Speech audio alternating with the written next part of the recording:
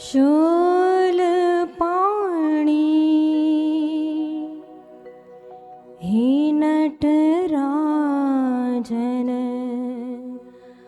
नमो नमो।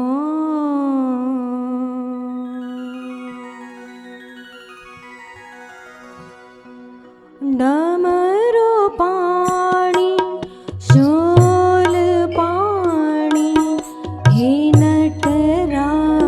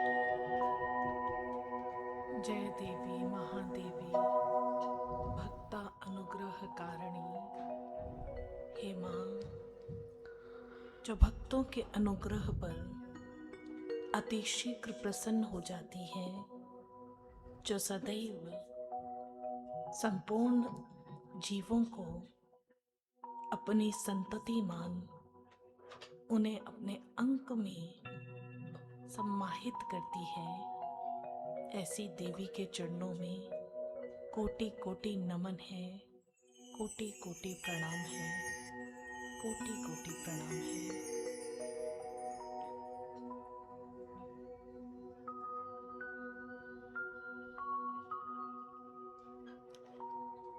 माँ के पावन पुनीत श्री चरणारविंदों में अध्यासीन समस्त भक्तों का एक बार पुनः माँ की पावन पुनीत कथा में हार्दिक अभिनंदन, हार्दिक स्वागत करते हैं। भक्तजनों, एक मानव जिसे ईश्वर ने सर्वोत्कृष्ट रचना बनाया और सर्वोत्कृष्ट रचना बना करके इस धरती पर भेजा, अपने सबसे महत्वपूर्ण कार्य की सिद्धि करने के लिए, ईश्वर की भक्ति को अपने भीतर जानने के लिए, ईश्वर से एकाकार होने के लिए। एक मानव जिसका हृदय सदैव एक ऐसे नाते की खोज करता है जो सदा सर्वदा उसका साथ निभाए। और भक्तजनों, इस कथा में हमें ऐसे ही शाश्वत संबंध के बारे में बताया जा रहा है कि वो भगवती, वो भगवान, वही शाश्वत नाता है जो सदा सर्वदा जीवात्मा का कल्याण करता है, उसके साथ रहता है। अन्य संसार की सुख सुविधाएं, संसार के रिश्ते नाते वह क्षण भंगुर है। एकमात्र उस माँ के साथ जो हमारा नाता है वही शाश्वत है, वही सनातन है। लेकिन आज हम शाश्वत को छोड़ करके, सनातन को छोड़ करके क्षण भंगुरता के पीछे भाग रहे हैं। सोच करके देखिए, जो सुख शाश्वत में है, क्या क्षण भंगुरता में वो सुख होगा? सोच करके देखिए, जो पूर्णता, जो आनंद उस अविनाशी ब्रह्म में है, क्या नश्वर संसार में वो आनंद हमें मिलेगा? जो सुख, जो समृद्धि रचयिता की शरण में है, क्या रचना की शरण में हमें वो उपलब्धि प्राप्त होगी? नहीं प्राप्त होगी। जो उस परम पिता, परम माता की शरण में जाकर के आनंद जीवात्मा को मिलता है, वह अन्यत्र कहीं भी नहीं है। जैसे अगर प्यास बुझानी है तो पानी का सेवन किया जाता है, ठीक इसी प्रकार पानी के सेवन से ही हमारी प्यास बुझती है। मान लीजिए आपको प्यास लगी है, सामने 56 भोग पड़े हुए हैं, तो उन 56 भोगों में भी हमें रस नहीं आएगा, क्योंकि हमारा कंठ पानी की मांग कर रहा है। प्यास पानी से ही बुझती है। ऐसे ही जीवात्मा की जो जन्म जन्मांतरों की प्यास है, वो ईश्वर की भक्ति से, उस भगवती की भक्ति से ही मिट सकती है। अन्य कोई साधन नहीं है। और भक्तजनों, ये कथा उसी भगवती की भक्ति को प्राप्त करने का एक सशक्त माध्यम है। इसमें उस भगवती को मिलने का मार्ग प्रशस्त किया जाता है। और भक्तजनों, आपने श्रवण किया, सूत जी शौनक इत्यादि ऋषि गणों को ये कथा श्रवण करवा रहे हैं। नारद जी ने स्वयं श्री हरि के मुख से ये कथा सुनी और इसी प्रकार आज ये कथा आप लोग भी श्रवण करने जा रहे हैं। आपने श्रवण किया किस प्रकार तारकासुर का आतंक इस पृथ्वी पर बढ़ गया। इधर उसने वरदान को प्राप्त किया था, उसका वध शिव पुत्र के हाथों ही होगा, लेकिन मां सती अपने तन को भस्म कर चुकी है अपनी योगाग्नि से। इसी कारणवश अब शिव पुत्र उत्पन्न नहीं हो सकता, ऐसा सोच करके वो आताताई बहुत उद्दंड हो चुका है और चारों ओर ऐसी पाश्विक वृत्तियों को बढ़ावा दे रहा है। लेकिन जैसे ही समस्त देवताओं की ये प्रार्थना रहती है, और कल आपने श्रवण किया कि किस प्रकार हिमालय राज ने प्रार्थना की, तदुपरांत उस प्रार्थना से तुष्ट होकर के मां वरदान देती हैं, स्वयं उनके घर में पुत्री रूप में प्रकट होने का वचन देती हैं। हिमालय राज की जो तपस्या है वो रंग लाती है। एक दिन मां भगवती उनके घर में पुत्री रूप में प्रकट होती हैं, जिनका नाम रखा जाता है पार्वती। पर्वत की संतति है तो नाम पार्वती रखा गया। हिमालय राज जिन्होंने बड़े स्नेह के साथ अपनी पुत्री का भरण पोषण किया, उसे पालित किया, और भक्तजनों पार्वती ना केवल अपने माता पिता की अपितु सारी प्रजा की बहुत प्रिय है। सभी अपनी राजकुमारी को बहुत प्रेम करते हैं, क्योंकि पार्वती जी का आचरण ही ऐसा है। वे जब छोटी सी बालिका है तब से उनके बाल सुलभ चेष्टाओं को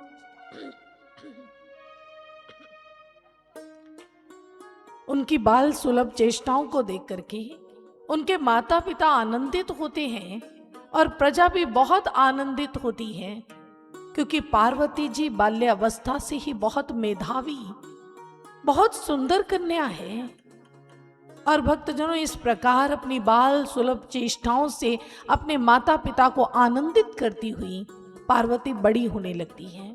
लेकिन बाल्य अवस्था से आज युवती होने तक जो भी पड़ाव उनकी जिंदगी में आई हैं, प्रत्येक क्षण में उनका जो लगाव है वो महादेव के प्रति अत्यधिक बढ़ता जा रहा है।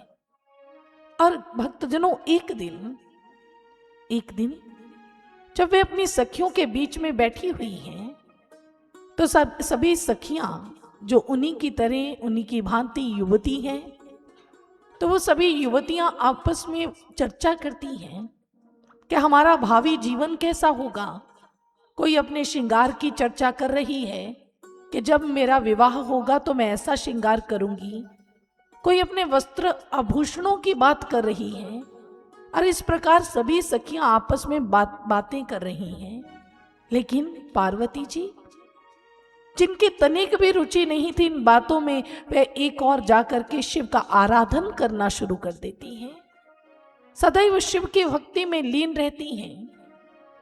तो सभी सखियां कहती हैं कि पार्वती, क्या तुम्हें हमारी बातों में तनिक भी रुचि नहीं है?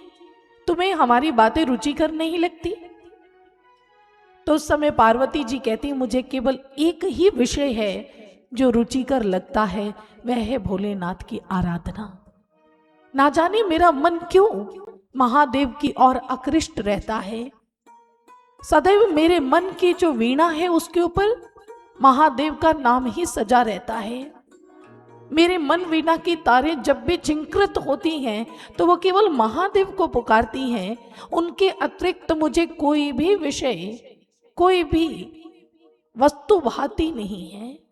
एकमात्र मेरे मन को प्रसन्नता केवल और केवल महादेव की आराधना से ही होती है। सखियां ध्यानपूर्वक उनकी बात सुनती हैं।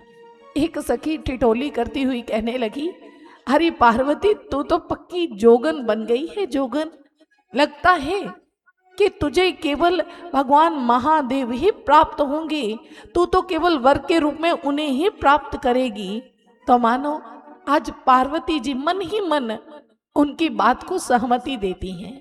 इस प्रकार समय जो है व्यतीत होता जा रहा है, काल करवट ले रहा है, काल अपनी गति से प्रवाहित हो रहा है। और एक दिन उनके घर में, राजमहल में आगमन होता है देवर्षि नारद का। और जैसे ही देवर्षि नारद आते हैं तो देवर्षि नारद को मिलकर के हिमालय राज और महारानी मैना बहुत प्रसन्न होते हैं। उनका उचित रूप से आतिथ्य सत्कार करते हैं, उन्हें उचित आसन प्रदान करते हैं, चरणों को प्रक्षालित करते हैं, उनके ऊपर पुष्प वृष्टि करते हैं। और पूरी तरह से जब उन्हें सम्मानित किया, तदोपरांत हाथ जोड़ करके कहने लगे, देवर्षि अहो भाग्य हमारा जो आप यहाँ पधारे और आपने हमें अपने पवित्र दर्शन दिए, और अभी हम आपको अपनी पुत्री से मिलाते हैं। उसी समय महारानी मैना अपनी पुत्री को लेकर के आती हैं, पार्वती जी को लेकर के आती हैं और आकर के कहती हैं कि देवर्षि ये हमारी पुत्री पार्वती है, ये बहुत ही मेधावी कन्या है। यूं तो आप सर्वंतर्यामी हैं, लेकिन हमारी पुत्री को हम प्राप्त करके धन्य हो गए हैं। हमारी पुत्री तो लाखों में एक है, लाखों में एक। तो देवर्षि मुस्कुरा देते हैं, क्योंकि वे जानते हैं कि जिन्हें ये अपनी पुत्री कह रहे हैं वो तो जगत माता है। लेकिन देवर्षि मुस्कुरा देते हैं उनकी बातों को सुन करके। तदुपरांत जैसे प्रत्येक माता पिता की इच्छा होती है ना कि हमारे पुत्र पुत्री का कोई भाग्य बताए, हमें बताए हमारे पुत्र के जीवन में आगे क्या होने वाला है, या हमारी पुत्री को वर कैसा मिलेगा, उसका भावी जो जीवन है वो कैसा सुखपूर्वक बीतेगा, ये सभी माता पिता को जानने की इच्छा होती है। तो उस समय महारानी मैना के अंदर भी ये इच्छा उत्पन्न हुई और उन्होंने भी कहा, देवर्षि आप तो त्रिकालदर्शी हैं, आपसे कुछ भी छिपा हुआ नहीं है, तो आप ऐसा कीजिए कि आप मेरी पुत्री का भाग्य तो बताएं, बताएं किस प्रकार मेरी पुत्री का भाग्य रहेगा। यूं तो ये सर्व गुणों से संपन्न है, लेकिन मैं इसके भावी जीवन के बारे में जानना चाहती हूँ। मैं जानना चाहती हूँ इसका वर कैसा होगा, कैसा सुख, कैसा आनंद इसे आगे वाले जीवन में मिलेगा, आप कृपया कर हमें बताइए। और जैसे ही देवर्षि नारद ने पार्वती जी को अपना हाथ आगे बढ़ाने को कहा, तो वह हाथ देख करके कहने लगे, महाराज महारानी आपकी पुत्री तो सचमुच सर्वगुण संपन्न है, साक्षात ये तो देवी हैं देवी। और हिमालय राज आपकी पुत्री के सौभाग्य की तो क्या सराहना करूं, समस्त सौभाग्य के चिन्ह इनके हाथों में मुझे नजर आ रहे हैं। ये तो पूरे जगत में वंदनीय होगी, इनको सभी नमन करेंगे, इनसे सभी प्रेरणा प्राप्त करेंगे, सभी स्त्रियां इनके दिखाए हुए मार्ग पर चलेंगी। ये बहुत गुणवती आपकी कन्या है। तभी महारानी मैना ने कहा, देवर्षि आप इनके वर के बारे में बताइए, मेरी पुत्री का वर कैसा होगा। तो उसी समय देवर्षि जब ऐसी बात सुनते हैं तो तनिक चुप हो जाते हैं। और जैसे देवर्षि को चुप देखा तो महारानी मैना उत्सुकता से पूछती हैं कि आप शांत क्यों हो गए, आप चुप क्यों हो गए, बताइए ना मेरी पुत्री का भाग्य कैसा है, मेरी पुत्री का जो वर है वो कैसा होगा।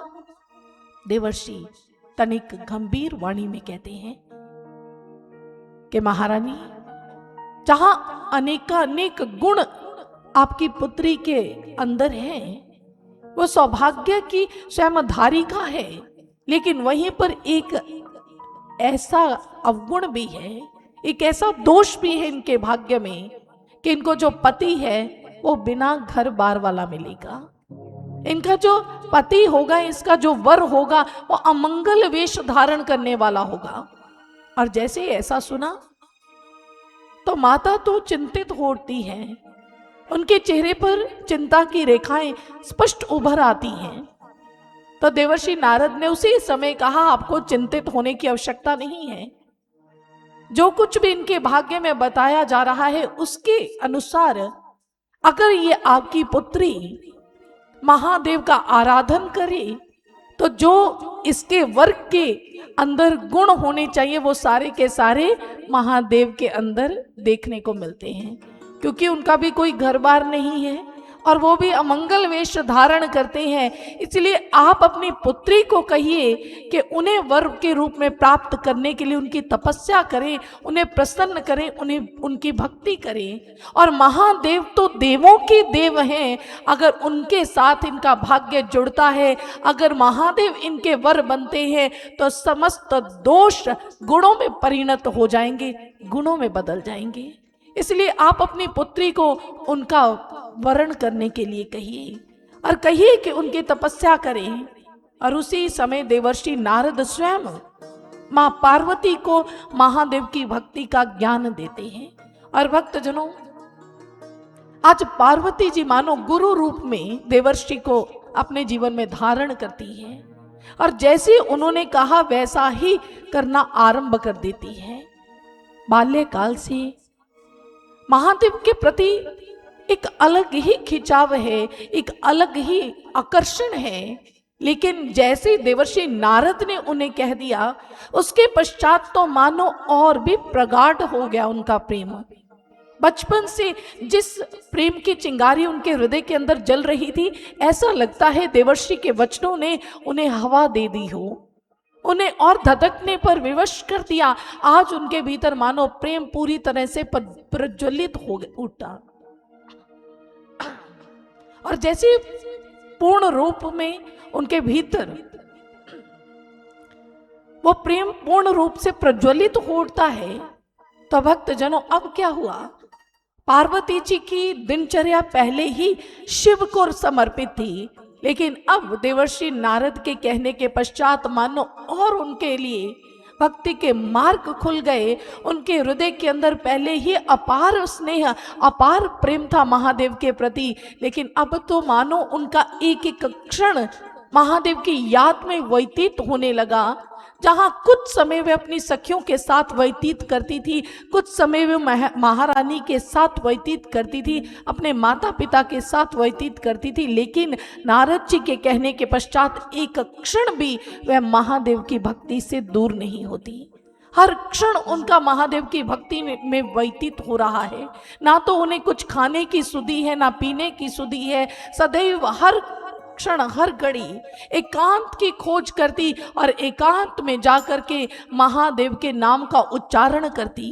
कभी शिवलिंग के रूप में, कभी शिव के शिवलिंग के रूप में उनकी पूजा करती, उन्हें अपने हाथों से सजाती, उनके ऊपर बेल पत्र अर्पित करती।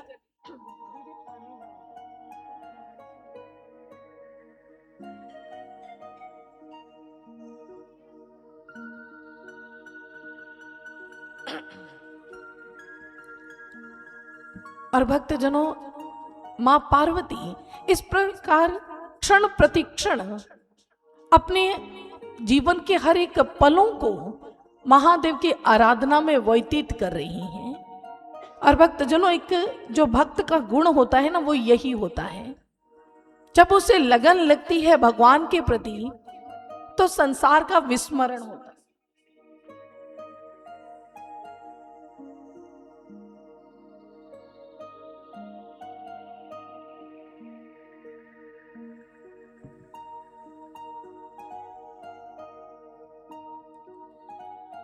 जब एक भक्त के अंदर भक्ति का भाव जागता है तो उसे संसार का विस्मरण होता है। जिसको संसार स्मरण है उसे भगवान स्मरण नहीं हो सकते। और आज पार्वती जी के भक्त की भूमिका निभा रही हैं, मानो हमें भी सिखाना चाहती हैं कि हमारा भाव कैसा होना चाहिए। एक भक्त होता है ना, उसकी पूरा संसार उसके आराध्य के इर्द गिर्द घूमता है। उसकी पूरी दुनिया उसके आराध्य में, उसके उपास्य में, उसके साध्य में बचती है। उसकी पूरी की पूरी दुनिया, उसका पूरा संसार उसके आराध्य में सिमटा होता है। और आज पार्वती जी की भी ऐसी स्थिति है। उन्हें कुछ अच्छा लगता है तो महादेव का पूजन करना, महादेव की भक्ति करना, उनका स्तुति गान करना, उनकी महिमा गाना, उनके भजनों को गाना, केवल यही उन्हें भाता है।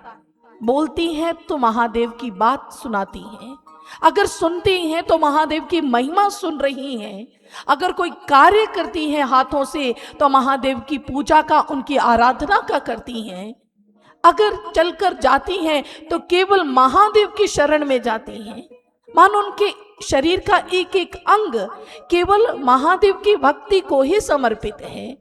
जीवा से उनके गुणगान हो रहे हैं, नेत्रों से उनको देखने की चाहत है, हाथों से उनकी पूजा आराधना की जा रही है, चित्त हृदय सदैव उनका स्मरण करता है। एक भक्त के गुण होते हैं कि उसका जीवन ऐसा हो जाता है, उसे और किसी भी विषय पर बात करना अच्छा नहीं लगता, उसे केवल अपने आराध्य, अपने भगवान के विषय में ही चर्चा करना अच्छा लगता है, उसका मन उसमें रम जाता है। और आज पार्वती जी के साथ भी ऐसा ही हुआ। हर क्षण हर पल वह उन्हीं की यादों में खोई हुई है और महादेव की आराधना करती है। सखियां बहुत कहती हैं कि पार्वती अब तो तुम हमारे संग ना तो क्रीड़ा करती हो, ना खेलती हो, ना झूला झूलती हो, कभी भी हमारे साथ नहीं रहती। तो पार्वती जी एक ही बात कहती हैं कि मेरी जिंदगी का लक्ष्य अब महादेव को प्राप्त करना है, मैं उनके अतिरिक्त अब और कुछ स्मरण नहीं करना चाहती और कहीं भी अपना समय नहीं लगाना चाहती। और भक्तजनों, आज भक्त की भूमिका निभाती हुई पार्वती जी हर क्षण महादेव को याद करती हैं। और भक्तजनों, जब ऐसी अवस्था होती है ना, तो ऐसी अवस्था में एक आराधक अपने आराध्य के एक छवि देखने के लिए तड़प उठता है।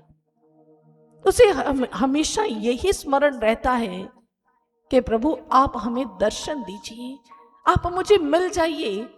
जैसे एक मछली है ना, उसे अगर जल से बाहर निकाल दिया जाए तो वो तड़पने लग जाती है और तड़प तड़प कर अपने प्राण दे देती है। ठीक ऐसी ही अवस्था एक भक्त की हो जाती है जब वे अपने आराध्य से प्रेम करता है, चाहे वो माँ भगवती हो, चाहे श्री राम हो, चाहे कृष्ण हो। जब ऐसा प्रेम होता तो ठीक ऐसी अवस्था हो जाती है। एक क्षण भी हम अपने आराध्य से दूर नहीं रह पाते। एक बार गोस्वामी तुलसीदास जी को किसी ने कहा कि स्वामी जी आप अपनी सेहत की तरफ ध्यान दीजिए, देखिए कितने आप दुबले हो गए हैं, कितनी क्षीण आपकी काया हो गई है, वृद्धा अवस्था ने आपको घेर लिया है, तनिक अपने शरीर की तरफ भी ध्यान दीजिए। तो जानते हो तुलसीदास जी ने क्या कहा? तुलसीदास जी कहते, श्रवण घटु पुनि दृग घटु, घटो सकल बल देह, इत घटे घट है कहा न घटे हरि नेह। उन्होंने कहा श्रवण भले ही कम हो जाए, भाव श्रवणों की, कानों की, कर्ण पुटकों की सुनने की क्षमता कम हो जाए तो मुझे कोई चिंता नहीं है। ये कानों की सुनने की शक्ति क्षीण हो जाए मुझे कोई चिंता नहीं है, आंखों की देखने की रोशनी कम हो जाए, मुझे दिखना कम हो जाए तो भी कोई चिंता नहीं है। श्रवण घटु पुनि दृग घटु, घटु सकल बल देह, चाहे मेरी पूरी देही का बल घट जाए, इत घटे घट है कहाँ ना घटे हरि नेह।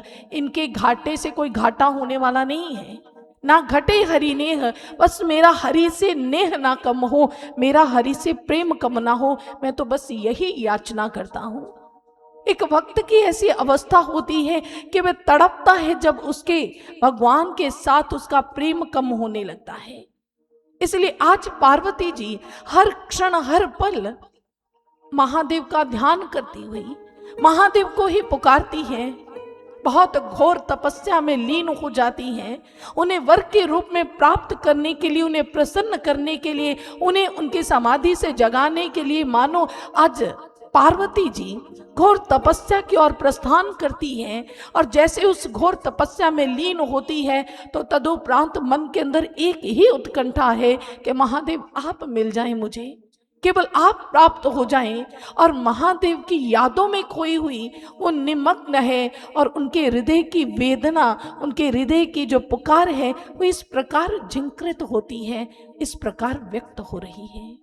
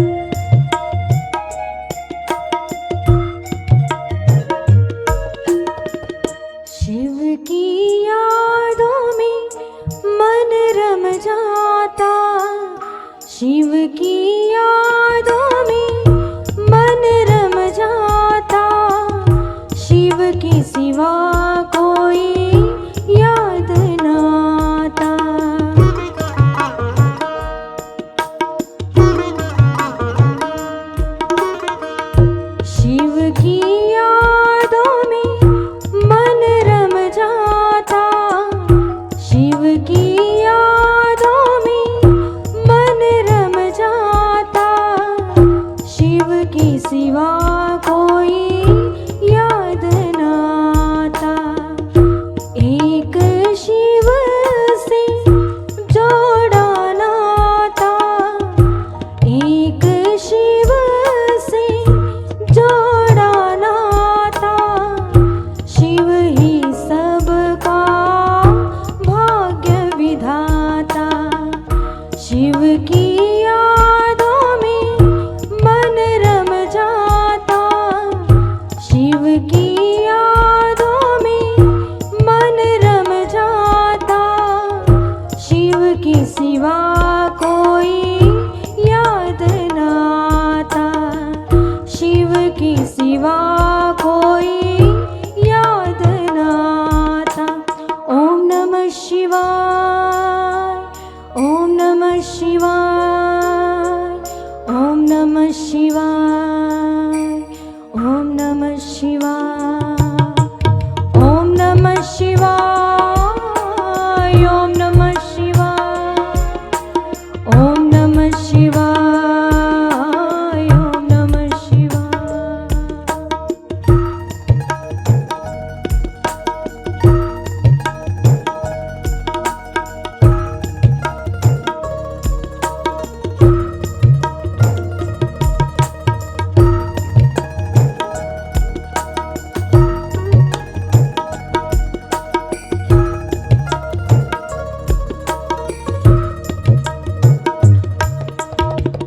शिव के चेहरे से नजर हटे ना। शिव के सिवा कोई और दिखे ना।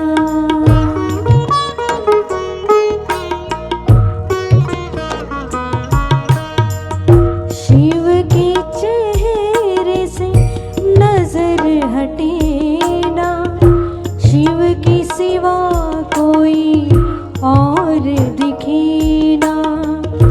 मेरी रूह में शिव घुल जाता। जन्मों का है शिव से नाता। मेरी रूह में शिव घुल जाता। जन्मों का है शिव से नाता। प्रेम की धुन ये मन है गाता। शिव की यादों में मन रम जाता। शिव की यादों में मन रम जाता। शिव के सिवा कोई याद न आता।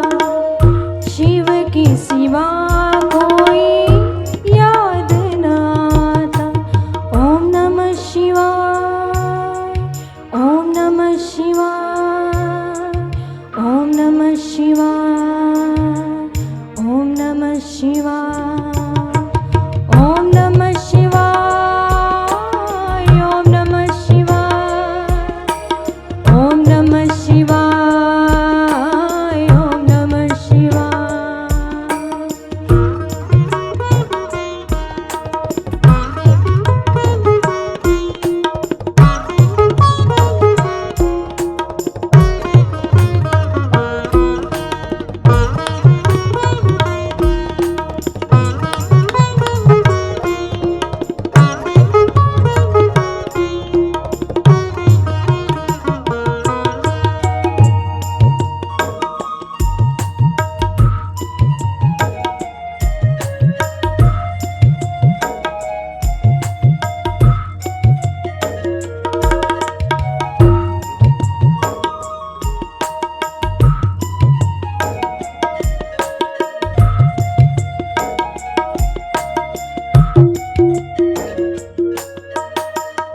वंदन तुझको करती हूँ भोले।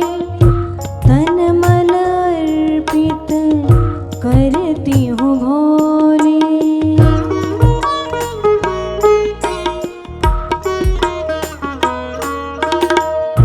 वंदन तुझको करती हूँ भोले। तन मन अर्पित कर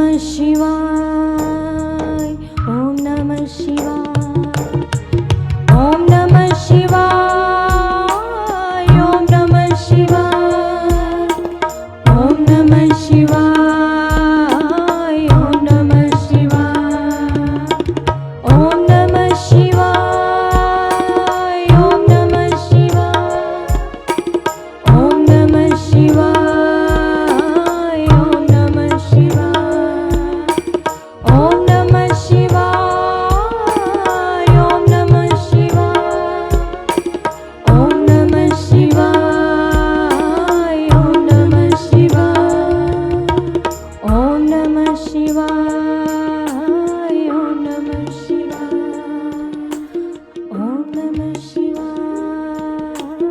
ओम नमः शिवाय। आज माँ पार्वती जी घोर तपस्या में लीन हो गई और उन्होंने अपनी तपस्या के माध्यम से हमारे लिए जो शिक्षा उन्होंने उत्पन्न की है अपने चरित्र से, जो हमें शिक्षा दी है, वो यही है कि हमें भी भगवान को प्राप्त करने के लिए दृढ़ निश्चय धारण करने की जरूरत है। क्योंकि हम सभी जानते हैं कि माँ के नवरात्रों में जो प्रथम रूप की पूजा है वो किस रूप में होती है? माँ शैलपुत्री, प्रथमं शैलपुत्री च। जो प्रथम रूप है माँ का वो शैलपुत्री का है। शैलपुत्री माने हिमालय की पुत्री। और हिमालय किसका प्रतीक है? वो दृढ़ता का प्रतीक है। जैसे चट्टान दृढ़ होती है, स्थिर होती है, माँ मानो शैलपुत्री रूप में हमें दृढ़ता का संकेत देती हैं कि ऐसी दृढ़ता, ऐसी आस्था जो अटल हो, अडिग हो, ऐसी हमारे आराध्य के प्रति हमारे मन में होनी चाहिए। ऐसी अडिगता का भाव होना चाहिए। लेकिन होता क्या है, इससे उल्टा होता है। हमारी जो भक्ति है वो परिस्थितियों पर निर्भर करती है। जब तो अच्छी सुखद परिस्थितियां रहती हैं तब तो हम कहते हैं कि बहुत हमारे आराध्य की कृपा है, हम बहुत भक्त हैं, हम बहुत मानते हैं। लेकिन तनिक सी विपरीत परिस्थिति आती है, कुछ दुख कष्ट आते हैं तो हमारे मन में संशय आ जाता है कि प्रभु हम तो आपकी इतनी भक्ति करते हैं, आपके होते हुए हमारी जिंदगी में ये सब कुछ क्यों हुआ? दुख आता है, कष्ट आता है तो भक्ति डगमगा जाती है, हमारी मन की अवस्था विचलित हो जाती है, हम विचलित होते हैं, हमारी भक्ति बदलती रहती है। अच्छी स्थिति रहती है तो खूब चर्चा करते हैं भगवान की, खूब उनकी महिमा गाते हैं। तनिक हमारे जीवन में कष्ट आ गया तो हम ईश्वर को कोसने लगते हैं कि ईश्वर ने किया ही क्या है हमारे लिए।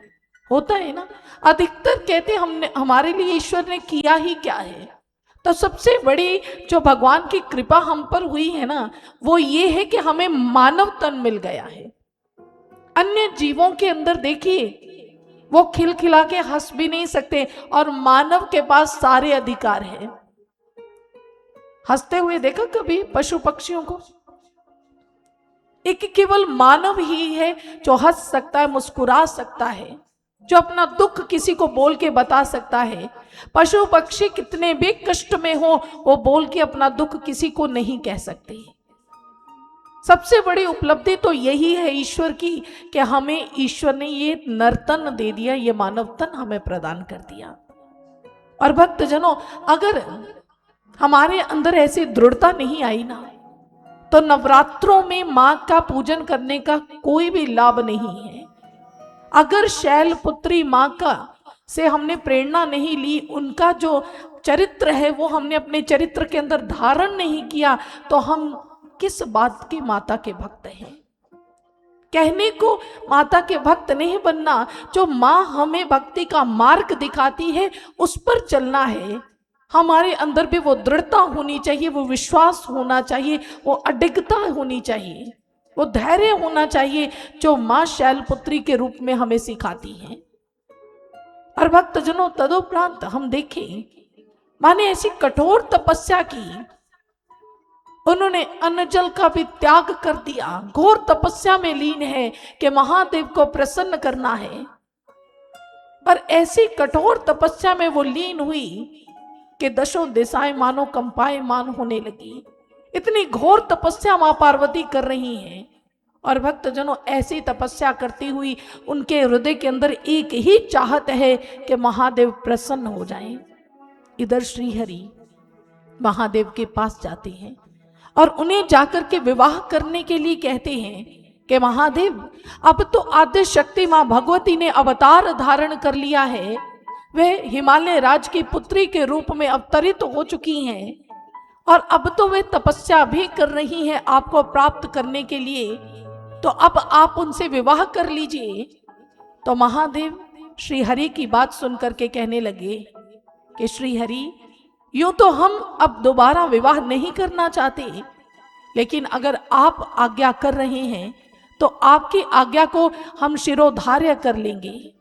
तो उस समय श्री हरि ने परिहास करते हुए कहा, महादेव, हमारी बात को शिरोधार्य मत करना, क्योंकि आपके शीश पर तो गंगा जी का प्रवाह है, कहीं हमारी आज्ञा बह गई तो आपको फिर से याद करवाना पड़ेगा कि विवाह कर लो। तो महादेव मुस्कुरा देते हैं और कहते हैं, श्री हरि, चलिए हम आपकी आज्ञा को शिरोधार्य नहीं करते, हृदयस्थ कर लेते हैं और अपने हृदय में धारण करके हम विवाह कर लेंगे। और जैसे श्री हरि ने ऐसा सुना वो वहां से चले जाते, अंतर्धान हो जाते हैं। और हमारे महादेव आज सप्त ऋषियों को बुलाते हैं और उन ऋषियों को आज्ञा देते हैं कि जाओ जाकर के पार्वती की परीक्षा लो। और सप्त ऋषि आज्ञा प्राप्त करके महादेव की आज मां भगवती की जो आज तपस्या में लीन है, जीवात्माओं को समझाने के लिए ऐसा मां भक्ति का जो चरित्र है हमारे सामने प्रस्तुत कर रही है। मां अडिग होकर के साधना में लीन है। और जैसे ही सप्तऋषि पहुंचते हैं वे अपना रूप परिवर्तित करके उनके सामने आते हैं, ऋषियों का रूप धारण करके। और जैसे ही उन्होंने वहां पर उनका आगमन हुआ तो आकर के वे संबोधन करते हैं, हे देवी, तुम किसकी आराधना में लीन हो? आखिर किसे पाने के लिए इतना घोर तप कर रही हो? पार्वती जी जैसे अपने धीरे धीरे कमल समान नेत्र खोलती हैं, सामने ऋषिवर को देखती हैं और उसी समय प्रणाम करती हैं। और जैसे प्रणाम किया तो कहा, मैं महादेव को प्रसन्न करने के लिए तप कर रही हूं, मैं उन्हें वर के रूप में प्राप्त करना चाहती हूं। तो ऋषिवर कहने लगे, अरे महादेव को प्राप्त करने के लिए इतना घोर तप? अरे महादेव वो अच्छे वर नहीं सिद्ध होंगे तुम्हारे लिए। अरे देवी, तुम्हारे रूप सौंदर्य तुम्हारे गुणों को देख करके मैं तो तुम्हें यही कहूंगा कि तुम उन्हें छोड़ करके किसी और का वर्ण करो और हम तुम्हें एक ऐसे योग्य वर से मिलाएंगे जो तुम्हारे वर्ण के योग्य है। इसलिए तुम शिव को प्रसन्न करना, शिव की आराधना करना छोड़ दो। तो पार्वती जी उसी समय ऋषिवर के आगे पुनः प्रणाम कर कहती हैं कि नहीं ऋषिवर, मेरे आराध्य, मेरे अभीष्ट केवल और केवल महादेव हैं। महादेव के अतिरिक्त मैं किसी का भी वर्ण नहीं कर सकती। ऋषिवर कहने लगे, अरे महादेव में आखिर क्या गुण है जो तुम उनका वर्ण करोगी? अरे महादेव तो अमंगल वेश धारण करते हैं और उनके साथ कोई सज्जन पुरुष नहीं रहते, भूत पिशाच उनके साथ रहते हैं, सर्प इत्यादि वो धारण करते हैं। और आप जानती हैं, आप तो इतनी बड़ी राजकुमारी हैं, लेकिन उनका जीवन जानती हैं कैसा है? वे तो शमशान में रमण करते हैं, तन के ऊपर भस्म रमाए रहते हैं और वो किसी भी प्रकार से आपके योग्य नहीं है। और हम आपको ऐसे श्री के स्वामी से मिलाएंगे, वो सर्वगुण संपन्न है, पूरी तरह से उनके जीवन समृद्धि से भरा हुआ है। ऐसे वर के साथ हम आपकी भेंट करवाएंगे, आप उनको वर के रूप में प्राप्त करना। तो पार्वती जी अब आवेश में आ जाती हैं, क्रोध में आकर के कहने लगी, आप ऋषिवर हैं, इसीलिए मैं आपके ऊपर क्रोध नहीं करना चाहती, अन्यथा अगर आपके अतिरिक्त ये बात कोई और कहता तो उसे इसका उचित दंड अवश्य प्रदान किया जाता। इसलिए हे ऋषिवर, अपनी वाणी पर विराम लगाइए और महादेव की निंदा करना यहीं पर बंद कर दीजिए, क्योंकि मैं महादेव की तनिक भी निंदा श्रवण नहीं कर सकती। मैंने आपसे पहले भी कहा कि मेरे आराध्य केवल महादेव हैं और मैं उन्हीं का वर्ण करूंगी। मेरी भक्ति, मेरा भाव, मेरी श्रद्धा उनके प्रति अडिग है और उसे कोई भी हिला नहीं सकता। मेरे आराध्य केवल और केवल महादेव हैं और मैं उन्हीं का आराधन करूंगी। मैं भगवान आशुतोष को ही वर के रूप में प्राप्त करूंगी, केवल भगवान महादेव को वर के रूप में प्राप्त करूंगी।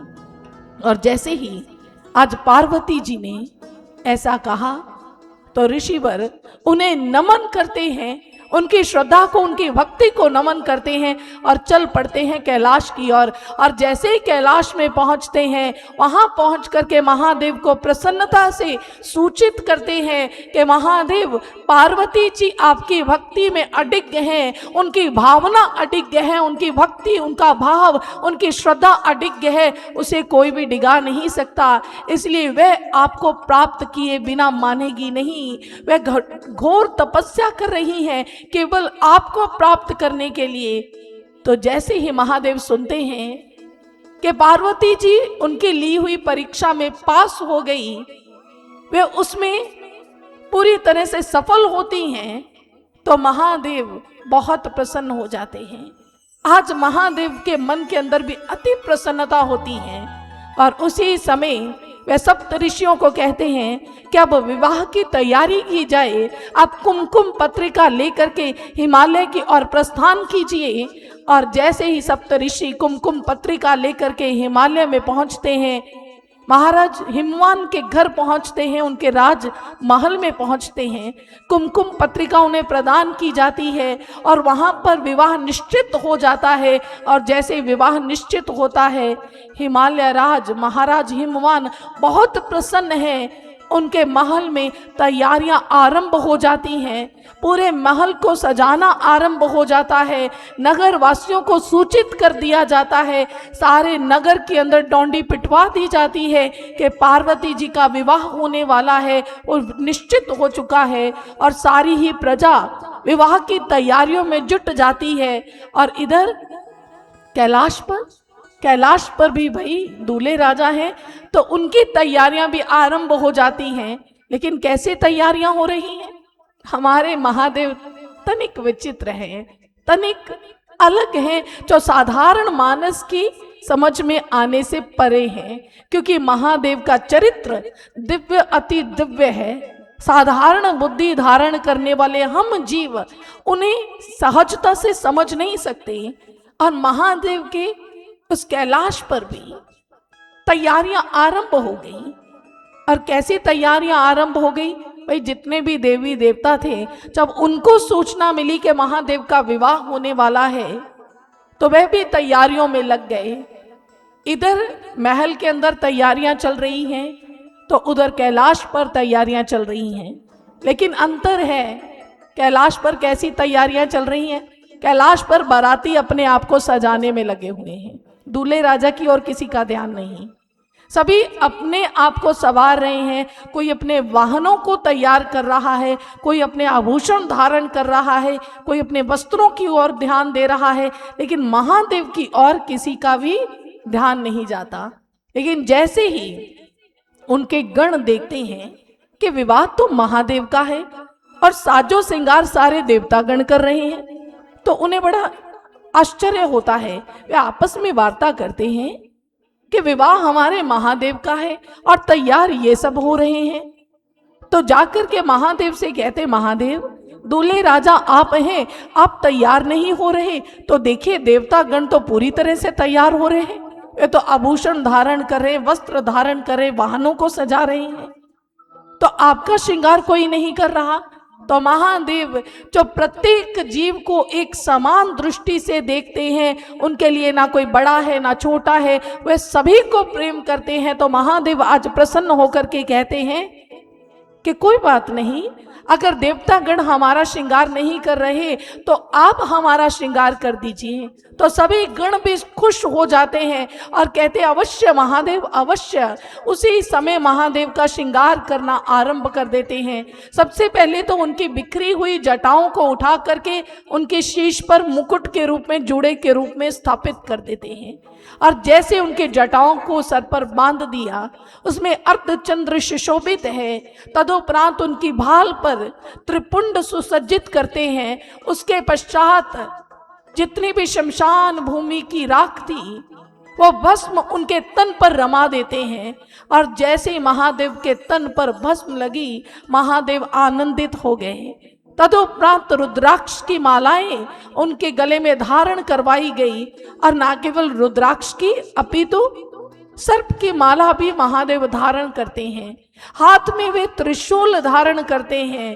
बागंबर ओढ़ा हुआ है और ऐसा वेश जैसे गणों ने महादेव का बनाया और कहने लगे महादेव अद्भुत अद्भुत, महादेव आप बहुत सुंदर लग रहे हैं। और महादेव भी आज बड़े आनंदित हैं। महादेव का स्वरूप है ही ऐसा।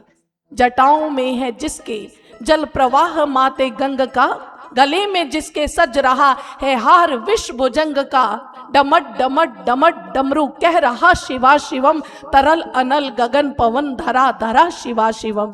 वो नंदनी के वंदनीय नंदनी स्वरूप है तीनों लोकों के पिता, स्वरूप एक रूप है। कृपालु ऐसे हैं कि चित्त भज रहा शिवा शिवम, तरल अनल गगन पवन धरा धरा शिवा शिवम। है नीलकंठ सौम्य नील पंकजा समान है, वे मनुष्य क्या वे देवता के दंड का विधान है। क्या काल उनके समक्ष बैठकर जप रहा शिवा शिवम, तरल अनल गगन पवन धरा धरा शिवा शिवम। वे शेष हैं प्रशेष हैं विशेष हैं महेश हैं, जो जिनको ऐसा धार ले उसी के जैसा वेश है। ऐसे हैं हमारे महादेव, जो जिनको जैसा अपने हृदय के अंदर धारण कर लेता है, उनको जिस रूप में अपने अंदर भजता है वे उसको उसी रूप में मिल जाते हैं। जो उनको जैसा धार ले उसी के जैसा वेश है नेत्र सूर्य चंद्र का, है नेत्र सूर्य देवता के। उनके नेत्र जो है सूर्य के समान है और उनके भाल के अंदर चंद्रमा सुशोभित है। कहते ऐसा अद्भुत स्वरूप है हमारे महादेव का, ऐसा अद्भुत निराला रूप है महादेव का। और उनके स्वरूप को देख करके तो मानो सारी दिशाएं उनका ही गुणगान कर रही हैं। चारों ओर से केवल शिव के आराधन की ध्वनि उठ रही है। आज ऐसा अद्भुत रूप उन्होंने धारण किया है। और भक्तजनों, ये रूप मानो मानवता को संकेत देने के लिए धारण किया है। महादेव ने अपने तन के ऊपर भस्म रमा ली, मानो वो समझाना चाहते हैं कि ये संसार जो है, ये जो तन है वो भस्मीभूत होने वाला है, वो मिटने वाला है, एक दिन विलय हो जाएगा। विचार करके देखिए, भस्म धारण करने से तात्पर्य क्या है? अगर हम बाह्य भौतिक दृष्टि से देखें, बाह्य संसार में देखें, तो जब एक देवता और जब कोई भी साधारण व्यक्ति वो तैयार होता है तो सुगंधित द्रव्य अपने तन पर लगाता है। बाह्य संसार में देखें, एक दूल्हा जब सजता है तो वो सुगंधित द्रव्य अपने शरीर पर लगाता है, सुंदर वस्त्र धारण करता है। लेकिन महादेव अद्भुत हैं, उन्होंने भस्म धारण की है। मानो वो समझाना चाहते हैं कि ये संसार, ये तन जिसे तुमने सजाने के लिए इतने वर्ष व्यतीत कर दिए, जिसे हर समय सजाते रहते हो, संवारते रहते हो, ये एक दिन भस्मीभूत हो जाएगा। महादेव संकेत देते हैं। लेकिन भक्तजनों, हमें समझ नहीं आती।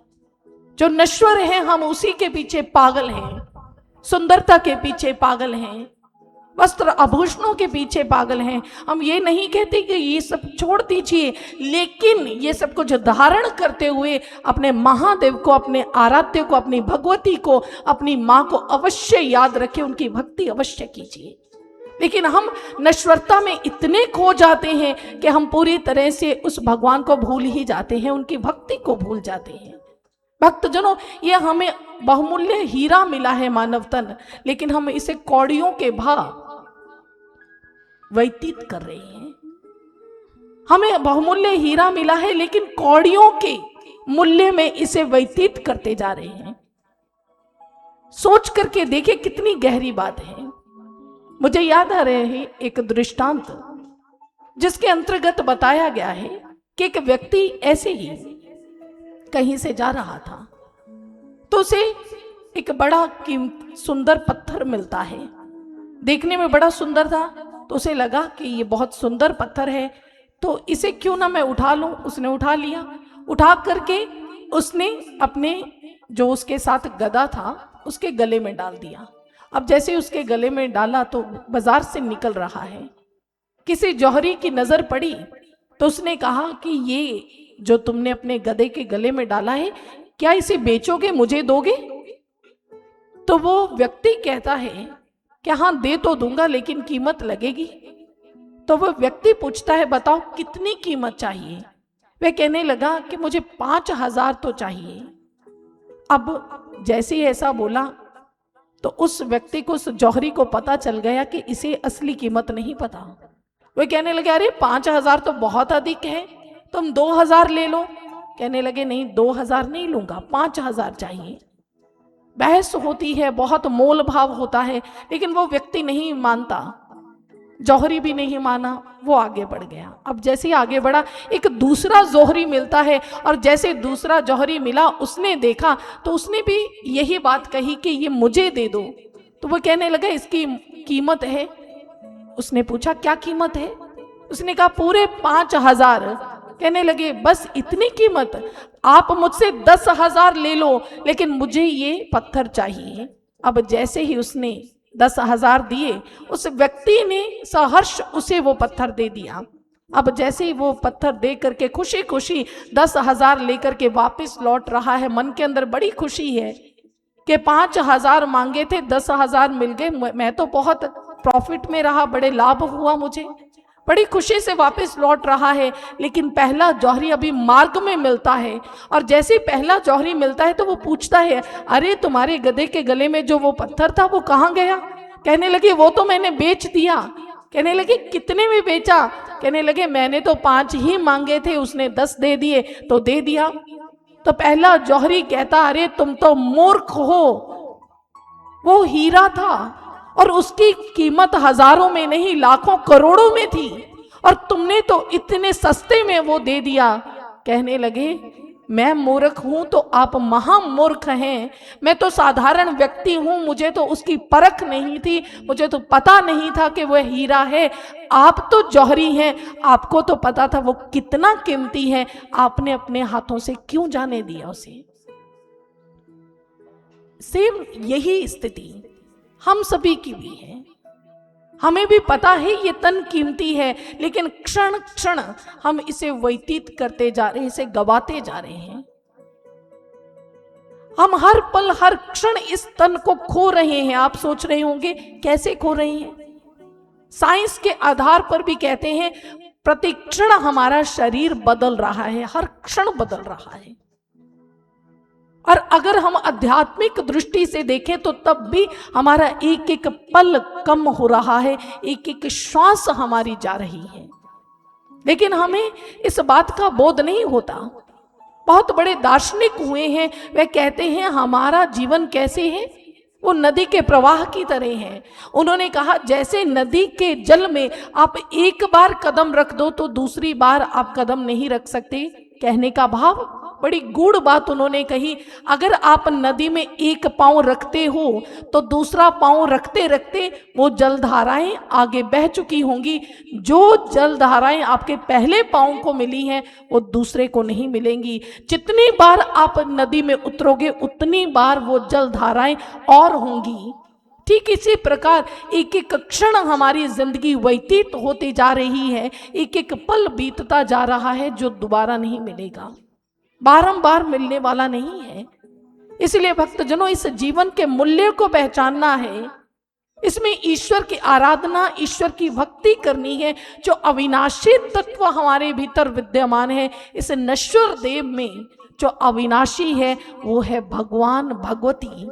इसलिए इस अविनाशी तन में, इस नाशवान तन में उस अविनाशी तत्व का बोध करना है, उनकी भक्ति को प्राप्त करना है।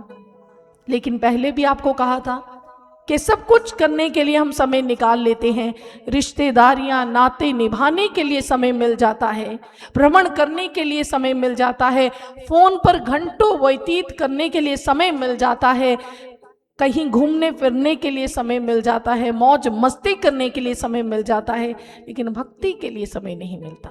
तब हम कहते हैं हमारे पास समय नहीं है। हमारा जीवन पूर्ण रूपेण केवल एक ही सिद्धांत के ऊपर आधारित है, life of the body, for the body, from the body. हमारा जीवन केवल शरीर के इर्द गिर्द घूम रहा है। इस चक्र से बाहर हम निकलना ही नहीं चाहते। हमारा जीवन जो इतना कीमती है उसे हम व्यर्थ गवा रहे हैं। आज हम कहते हैं हमारे पास समय नहीं है, लेकिन भक्तजनों जीवन का अंत निश्चित है, मृत्यु निश्चित है, वो अवश्य संभावी है। मृत्यु से पहले पहले हमें ईश्वर की भक्ति करनी चाहिए, ये हमारा धर्म भी है और हमारा लक्ष्य भी है। लेकिन हम अपनी डेस्टिनेशन के प्रति उदासीन रहते हैं, हम अपने लक्ष्य को प्रपन्न करने के लिए उद्यत नहीं होते। एक बार एक व्यक्ति अपने घर में आराम से बैठा है, उसकी डोरबेल होती है, और जैसे डोरबेल हुई उसने दरवाजा खोला तो सामने यमराज खड़े हैं, उसे लेने के लिए आ गए। और जैसे यमराज आए और आकर के कहते हैं बंधु चलो अब तैयारी करो, तुम्हारा अंत आ गया है, तुम्हारा जीवन यहीं खत्म। वो व्यक्ति कहने लगा ऐसे कैसे मान लूं, बहुत से बहरूपिये घूम रहे हैं, मैं कैसे मान लूं कि मेरे जीवन का आज अंत है, मेरी अंतिम घड़ियां हैं, जब मेरी मृत्यु है, मैं कैसे मान लूं। तो यमराज पूरे अपडेट थे, जैसे आज हम रहते हैं ना, पूरे अपडेट होके आए थे। वो लिस्ट भी निकाल करके लाए थे, तो उन्होंने लिस्ट दिखा दी, देखो भाई ये लिस्ट है और सबसे पहला नाम ऊपर देखो तुम्हारा लिखा हुआ है, ये एड्रेस नाम सब कुछ तुम्हारा है, बायोडाटा लिखा हुआ था। और जैसे उसने देखा सचमुच हैरान रह गया कि ये तो मैं ही हूं। फिर वो कहने लगा, उसके मन के अंदर एक युक्ति सूझती है कि क्यों ना कुछ समय के लिए अपनी मृत्यु को टाला जाए। तो वो कहता है यमराज जी एक रिक्वेस्ट है, क्या आप मेरे हाथों से एक कप कॉफी पिएंगे, मैं बहुत अच्छी कॉफी बनाता हूँ। यमराज कहने लगे ठीक है, मरना तो है ही तुमने, चलो अंतिम इच्छा है तो मान लेते हैं। वो व्यक्ति गया, अच्छे से बीट करके अच्छी सी झाग वाली कॉफी बनाई, और जैसी अच्छी सी कॉफी बना करके सर्व की। अब वो व्यक्ति जैसे कॉफी आगे प्रस्तुत करता है, परोसता है, यमराज जी ने कॉफी का कप उठाया, पीना शुरू किया, सिप सिप ले रहे हैं, और जैसे ही पीते जा रहे हैं हर सिप के साथ वाह वाह निकल रही है कि बड़ी स्वादिष्ट कॉफी है, बड़ी अच्छी कॉफी है। और इधर वो व्यक्ति बड़ा चतुर था, उसने झट से क्या किया, यमराज जी की लिस्ट ली, उसमें अपना नाम ऊपर से काटा और नीचे लिख दिया। कहने लगी चलो कुछ दिनों के लिए टल गई मौत, अब टाल दी। इधर यमराज जी कॉफी जैसे ही खत्म करते हैं, कप टेबल पर रखते हैं और कहते हैं कि मैं बच्चा तुम पर बहुत प्रसन्न हुआ हूँ, आज तुमने बड़ा स्वादिष्ट पदार्थ मुझे पिलाया है, मैं बहुत खुश हुआ हूँ, इतना खुश हुआ हूँ, इतना खुश हुआ हूँ कि मैं आज अपना काम अपनी लिस्ट में ऊपर से नहीं नीचे से शुरू करूंगा। तो भाई हमारे साथ कहीं ऐसा ना हो जाए, इसलिए जब तक ये तन नष्ट होगा उससे पहले पहले हमें भगवान की भक्ति कर लेनी चाहिए, क्योंकि ये तन बारंबार नहीं मिलेगा। आदि गुरु शंकराचार्य जी कहते हैं शरीरम स्वरूपम तथा व कलत्रम यशश्चारु चित्रम धनम मेरु तुल्यम गुरु रंग्री पद्मे मनश्चैन लग्नम ततः किम ततः किम ततः किम ततः किम कलत्रम धनम पुत्र पौत्रादि सर्वम गृह बांधवा सर्वमेति दी जातम गुरु रंग्री पद्मे मनश्चैन लग्नम ततः किम ततः किम ततः किम ततः किम। आदि गुरु शंकराचार्य जी कहते हैं कि व्यर्थ है, व्यर्थ है, व्यर्थ है। क्या व्यर्थ है? कहते सुंदर शरीर को अगर धारण किया है, सुंदर शरीर मिल गया तो व्यर्थ है। अगर धन संपत्ति मिल गई, मेरू पर्वत के समान तुम्हारे पास संपत्ति है, तो तब भी सब व्यर्थ है। अगर पुत्र पौत्र पड़पौत्र भी प्राप्त हो गए हैं, तब भी सब व्यर्थ है। अगर तुमने ये सब कुछ धारण किया है लेकिन ईश्वर की भक्ति को प्राप्त नहीं किया, गुरु के चरणों से नहीं लगे, उनकी शरण को प्राप्त नहीं किया, तत्व ज्ञान की अनुभूति नहीं की, तो सब व्यर्थ है, सब व्यर्थ है, व्यर्थ है। इसलिए भक्तजनों, ये जीवन बहुत बहुमूल्य है। जीवन रहते रहते ईश्वर की भक्ति कीजिए। और आइए हम भी महादेव की आराधना करते हुए आज स्मरण करते हैं और उन्मुख होते हैं। आज माँ भगवती के दरबार में बैठ करके ये मन के अंदर विचार करें कि हम भी अपनी जिंदगी के अंदर भक्ति को धारण करें।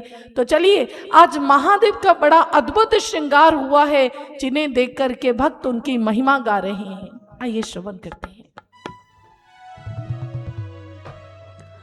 ओम नमः शिवाय, ओम नमः शिवाय, ओम नमः शिवाय, ओम नमः शिवाय, ओम नमः शिवाय, ओम नमः शिवाय, ओम नमः शिवाय, ओम नमः शिवाय।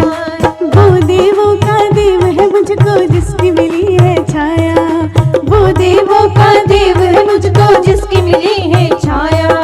कण कण में बसता है वो, मुझको भी है समाया, कण कण में बसता है वो, मुझ में भी वह समाया। ना लेना देना जग से है, न जानू दुनियादारी, एक तुझसे ही नाता मेरा मोरे त्रिपुरारी। मेरे शंकरा, मेरे शंकरा, मेरे शंकरा, मेरे शंकरा, मेरे शंकरा, मेरे शंकरा, मेरे शंकरा, मेरे शंकरा, मेरे शंकरा।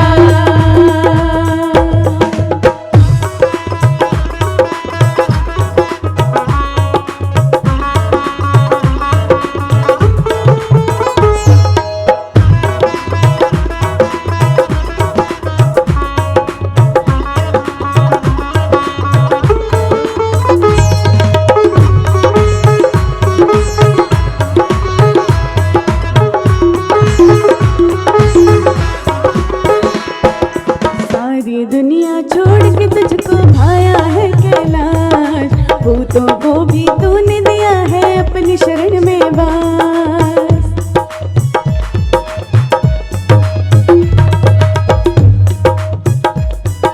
सारी दुनिया छोड़ के तुझको भाया है कैलाश, भूतों को भी तूने दिया है अपनी शरण में वास।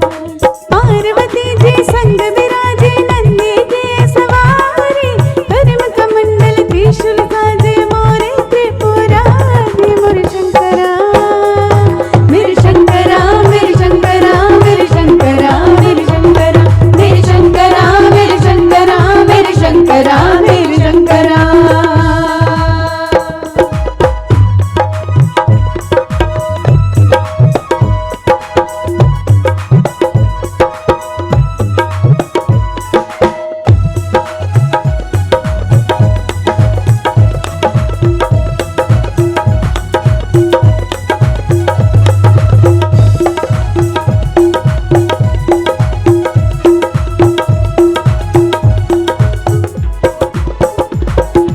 बड़ी दूर से आई हूँ मैं, झोली मेरी भर दे, बिगड़ी हुई तकदीर मेरी भोले तू बना दे।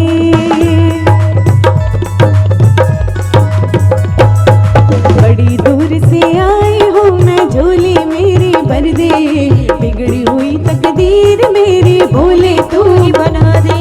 तेरे दर पे जो भी आए खाली हाथ न जाए, शिव तुम अपनी कृपा कर दो मुझसे रहा न जाए। मेरे शंकरा, मेरे शंकरा, मेरे शंकरा, मेरे शंकरा, मेरे शंकरा, मेरे शंकरा, मेरे शंकरा, मेरे शंकरा, मेरे शंकरा।